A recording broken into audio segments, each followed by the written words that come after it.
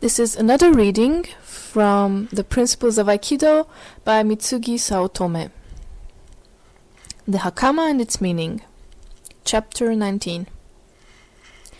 When I was Uchideshi to O-sensei, everyone was required to wear a Hakama for practice, beginning with the first time they stepped on the mat.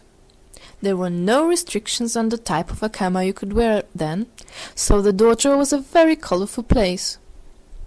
One saw hakamas of all sorts, all colors, and all qualities, from kendo hakama to the striped hakama used in Japanese dance, to the costly silk hakama, called sendai hirai.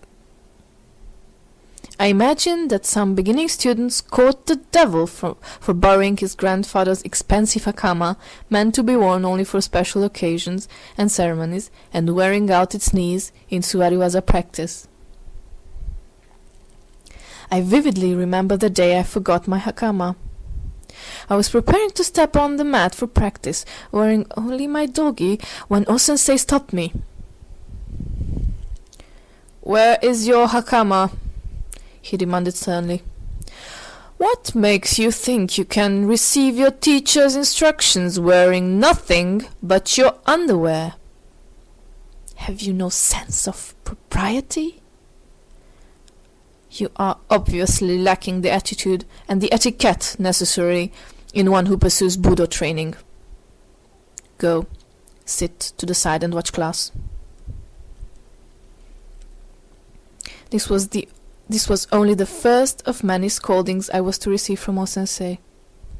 However, my ignorance on this occasion prompted O-sensei to lecture his Uchideshi after class on the meaning of the Hakama.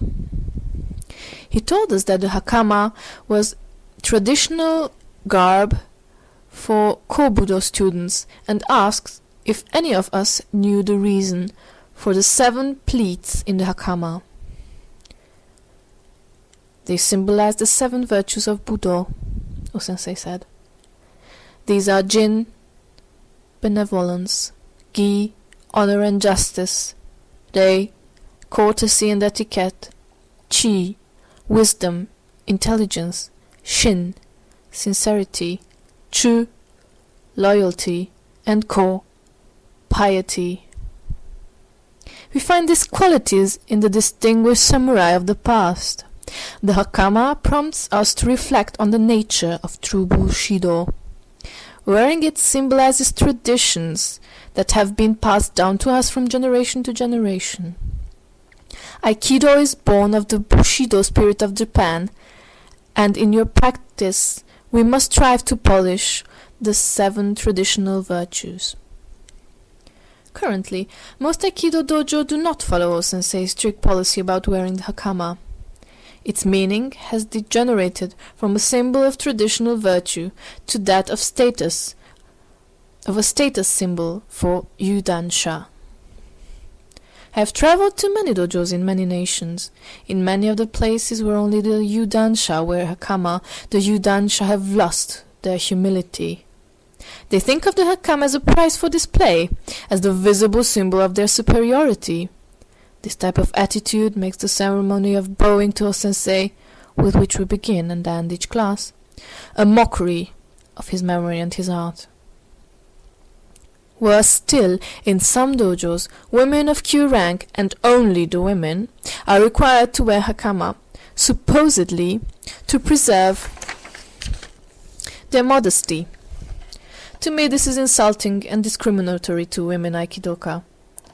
It is also insulting to male Aikidoka, for it assumes a low-mindedness on their part that has no place on the Aikido mat. To see the Hakama put to such petty use saddens me. It may seem a trivial issue to some people, but I remember very well the great importance that O-sensei placed on wearing Hakama. I cannot dismiss the significance of this garment, and no one, I think, can dispute the great value of the virtues it symbolizes.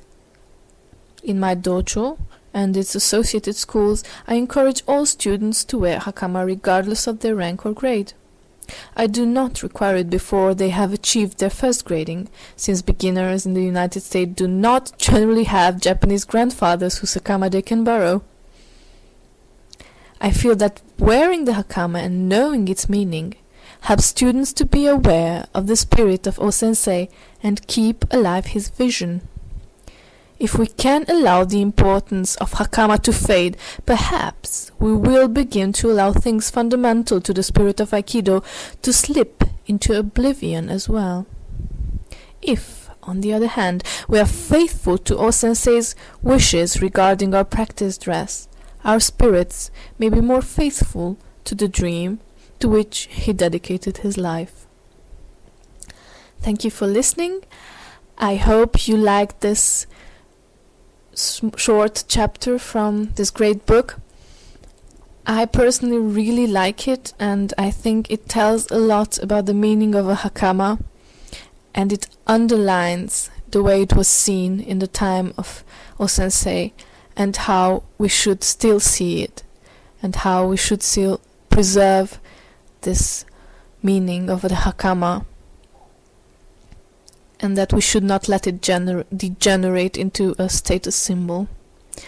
So if you liked it, then please rate this voice recording and please subscribe, because I'm going to do also other voice recordings from several different books. Thank you for listening. Bye!